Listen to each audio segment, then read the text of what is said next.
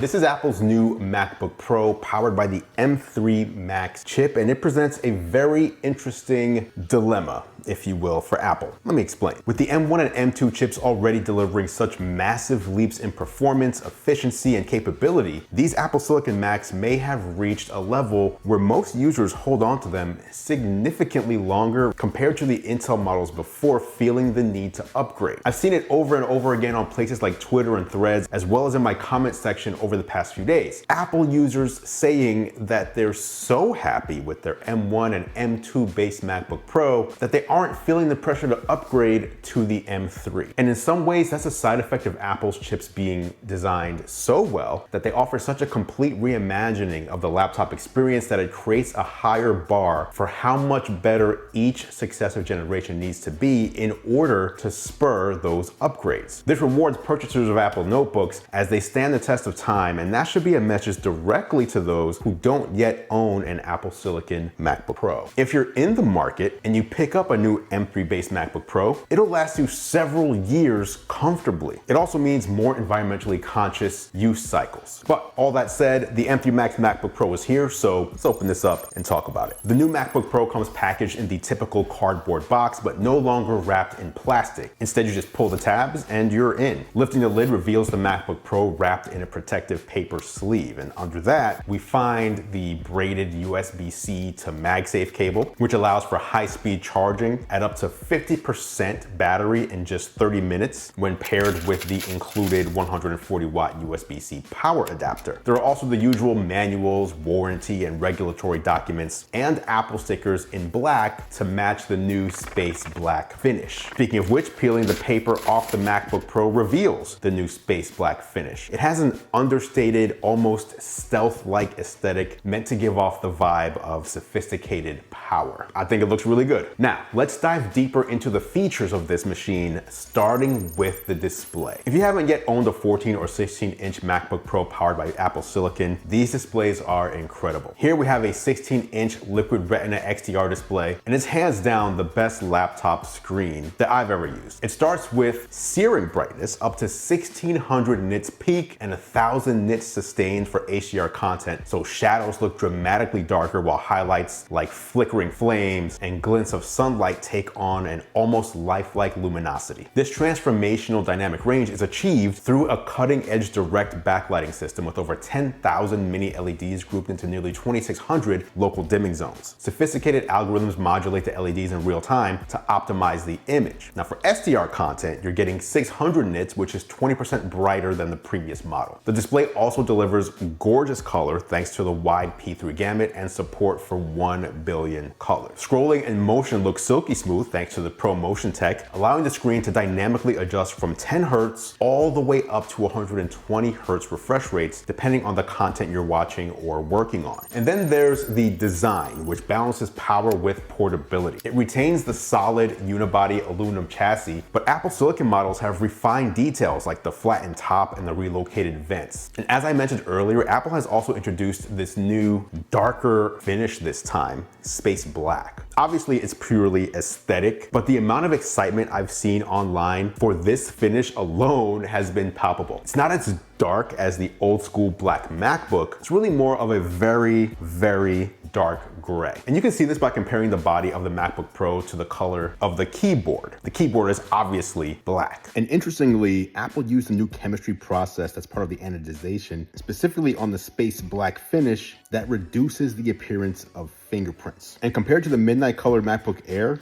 I'd say it works. Now here's how it looks next to the space gray M2 MacBook Pro for comparison. And also for those wondering how it compares to the midnight colored MacBook Air, here's a look at those side by side as well. It's actually pretty close. Space black is a good color, better than space gray in my opinion, but I can definitely see why some would still choose the classic silver instead, which does remain an option in the MacBook Pro lineup. The Magic Keyboard provides a responsive key feel, while the industry-leading Force Touch trackpad gives your fingers a smooth glass surface to interact with. For work in low light, the keyboard glyphs glow thanks to the uniform backlighting. The expanded escape key proves handy for developers rapidly switching contexts, while the Touch ID sensor enables fast and secure login and payments. Overall, the M3 Max MacBook Pro Design strikes an ideal balance. The chassis remains light enough at just 4.8 pounds for true portability, yet extremely rigid thanks to the machined aluminum unibody construction. And that brings me to performance, which demonstrates how far beyond Intel Apple Silicon engineers are at this point. The 10-core CPU achieves up to 45% faster single and multi-threaded performance versus the already blisteringly quick M2 Max. Graphics power scales up to 40 cores in the particular machine I'm using, resulting in 30% faster rendering in apps like Octane, Redshift, and Resolve versus the M2 Max. The 16-core neural engine adds capabilities like video analysis and image processing accelerated by machine learning. New media engines enhance 8K video editing and ProRes transcoding performance, alongside new AV1 decoding, which makes streaming video much more efficient. And the chip takes full advantage of the latest LPDDR5 memory and blazing NVMe SSD speeds. For real-world results, tasks like code compiling, 3D rendering, and video export finish far faster, allowing users to iterate faster and focus more on creative output versus waiting on progress bars. Then of course, with the new GPU architecture, the arrival of hardware accelerated ray tracing also opens new possibilities for Mac gaming. Ray traced effects can make lighting, reflections, shadows, and textures in games far more realistic than traditional rasterization techniques. This creates much higher levels of immersion for gamers, and major game engines like Unity and Unreal Engine now support real-time ray tracing, so Mac versions of cutting-edge games will be able to take full advantage of the new M3 GPU architecture. Gamers can expect natural shadows, accurate light bounce from different materials, precise reflections that change perspective realistically, and overall, more photorealistic environments that heighten the feeling of presence in game. We know AAA titles like Resident Evil 4 Remake, Death Stranding, and The Division Resurgence are coming soon to the Mac, and don't be surprised if Assassin's Creed Mirage, which has been announced for iOS, comes to the Mac as well. And let's just hope the momentum continues to ramp up, because now that the Mac hardware is capable, we just need the games to arrive that can take advantage of it. The M3 Max represents a new pinnacle of efficiency, capabilities, and pro-focused optimizations. For creators who push their laptop hardware to the limits, it's incredibly empowering. All right, next, let's talk battery life. The immense power efficiency of Apple's custom silicon allows this new MacBook Pro to continue to deliver game-changing battery life. For general productivity, web browsing, and streaming, you can unplug for nearly 15 hours on a single charge, which is an entire transcontinental flight with plenty of juice to spare. Now, even for more demanding creative workloads, this machine still clocks an incredible 12 hours untethered. The 100 watt-hour battery has the same capacity as before, but the M3 chips sip less power, allowing them to stretch it further. The 140 watt USB-C adapter can charge to 50% in just 30 minutes when using the included MagSafe cable, allowing you to maximize productivity even on brief pit stops. For example, a 15-minute coffee break would add several hours of unplugged runtime. This combination of extraordinary battery efficiency and quick charging fundamentally changes how you can use the MacBook Pro on the go. Oh, and if you just download a bunch of movies and watch those during a flight, you can get up to 22 hours of watch time from a single full battery charge. Then there's memory and storage. Previously, limited memory and storage forced creative pros to compromise which files or apps could be opened simultaneously. Power users had to keep commonly accessed assets on external drives. With Apple Silicon, this has no longer been the case on the MacBook Pro with a Max chip thanks to best-in-class unified memory and SSD storage options. Let's start with the mind-blowing memory capacity. Configurations with the M3 Max chip can be equipped with up to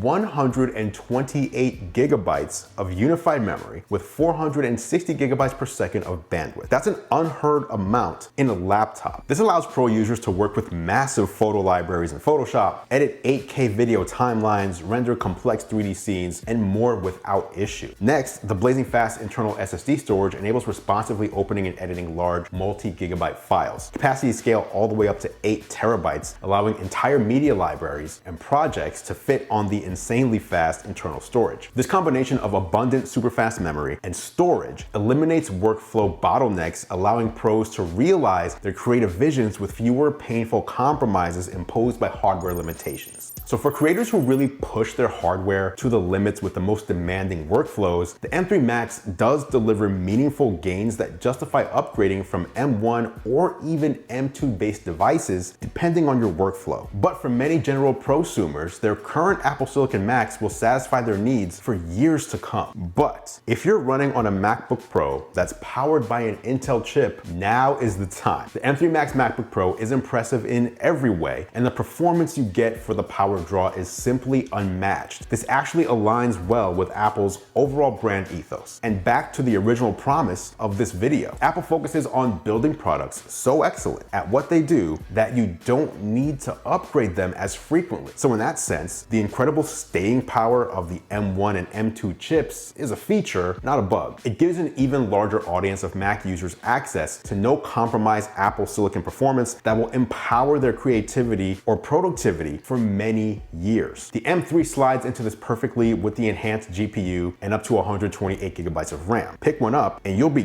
good for years to come. In closing, this machine represents a new tier of pro notebook. Thanks for watching as always, guys. I appreciate your support. I'm Andrew Edwards, and I will catch you in the next video.